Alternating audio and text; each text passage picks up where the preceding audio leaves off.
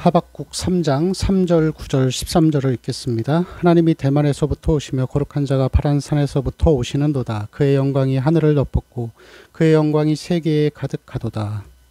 9절 말씀입니다. 주께서 활을 꺼내시고 화살을 바로 쏘셨나이다. 주께서 강들로 땅을 쪼개셨나이다. 주께서 주의 백성을 구원하시려고 기름 부음 받은 자를 구원하시려고 나오사 악인의 집에 머리를 치시며 그 기초를 바닥까지 드러내셨나이다. 아멘. 오늘 이 말씀은 하나님이 우리에게 임하실 때 어떠한 결과가 보여지는지를 말씀하고 있습니다. 그래서 이 처음 읽었던 3절 말씀을 보면은 하나님이 대만에서부터 오고 바란산에서부터 오신다라고 하는데, 이것은 대만과 바란산은 뭐냐면은 이스라엘 백성들이 출애굽을 해서 광야 생활을 할 때 하나님이 그들에게 나타나셨던 그 장소를 의미하는 것이죠. 그리고 보면은 이 말씀 가운데에서 제가 다 읽지는 않았지만 3절부터 12절은 하나님의 심판이고 13절부터 15절까지는 하나님의 구원, 이렇게 구분이 됩니다. 전체는 다 심판이지만 앞부분 3절부터 12절은 심판이고 13절에서 15절은 하나님의 구원으로 구분이 되는 것이죠. 그래서 이건 무엇을 의미하는 거냐면은 하나님이 대만산에서 바란산에서부터 임하실 때 심판과 구원이 함께 결과적으로 나타난다라는 것을 보여줍니다. 자, 보면은 13절에서 기름 부음 받은 자라는 단어가 사용됩니다. 이것은 히브리어로 메시헤카인데, 이것은 뭘 의미하는 거냐면 예수 그리스도의 고난과 영광, 두 가지죠. 예, 부정과 긍정적인 것, 고난과 영광을 의미하는 것입니다. 그래서 이것은 고난과 영광도 역시 하나님의 심판과 구원을 의미하는 것이죠. 9절에서도 보실까요? 9절에서도 보면은 9절에서 주께서 강들로 땅을 쪼개셨나이, 강들로 땅을 쪼개셨다라고 하는 이 의미는 홍해가 갈라진 사건을 말하는 것입니다. 그럼 여러분, 홍해가 갈라졌을 때 이 갈라짐이 이스라엘에게는 무엇이었죠? 이스라엘에게는 구원이었죠. 그러나 바로와 애국 군대에게는 죽음의 자리였습니다.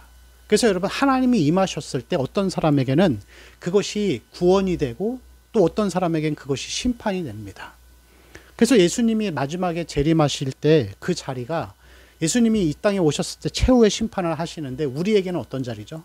그 자리가 구원과 영광의 자리입니다. 그러나 믿지 않는 자들에게는 하나님의 나타나심, 예수님의 재림은 심판과 멸망의 자리라고 할 수가 있습니다.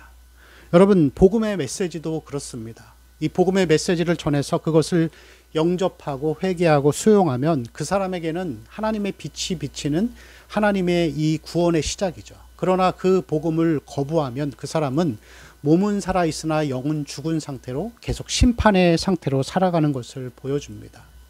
여러분, 그래서 하나님이 나타나실 때 우리는 그 자리가 심판이 아니라 구원이라는 것에 늘 감사하며 살아가야 합니다. 그리고 이러한 심판과 구원은 이 땅에서의 삶에서도 동일하게 적용됩니다.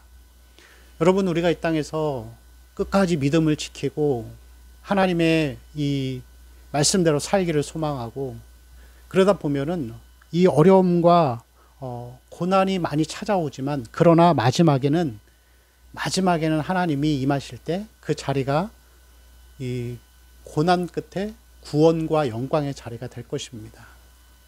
그러나 반대로 우리가 어려움을 겪는다고 해서 믿음을 저버리고 불순종의 삶을 살고 타락한 삶을 살고 세상과 타협하는 삶을 살면은 당장에는 많은 것들을 얻는 것 같고 많은 것들을 취하는 것 같지만 마지막에 가서, 끝에 가서는 그 자리가 심판의 자리가 되고 불행한 자리가 될 수밖에 없는 것이죠. 여러분, 탕자의 삶이 그런 것이었습니다.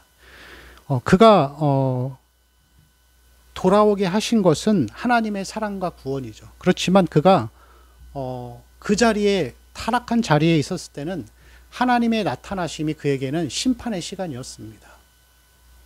그래서 우리가 만약에 순종하는 삶을 살게 되면은 하나님은 구원으로 임하실 것이고, 불순종의 삶을 계속해서 살면은 하나님의 나타나심은 결국은 심판의 자리가 되고 고통의 자리가 될 것입니다.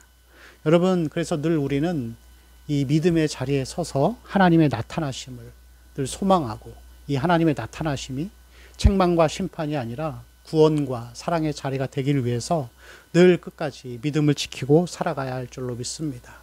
이 땅에서의 믿음을 지키며 살아가는 삶, 하나님이 나타나시는 그 순간까지 계속해서 우리가 믿음으로 그리고 신실한 자리에서 이 말씀을 지키며 살아가는 그런 성도들의 삶이 되시기를 축원합니다. 기도합니다. 주님, 우리가 주님이 나타나실 때 우리가 얻는 결과물이 심판이 아니라 구원과 영광과 위로가 될 수 있도록 늘 믿음의 자리를 지키고 믿음 가운데 말씀으로 사는 하나님 믿음의 사람들 되게 하옵소서. 우리 주 예수 그리스도의 이름으로 기도합니다. 아멘.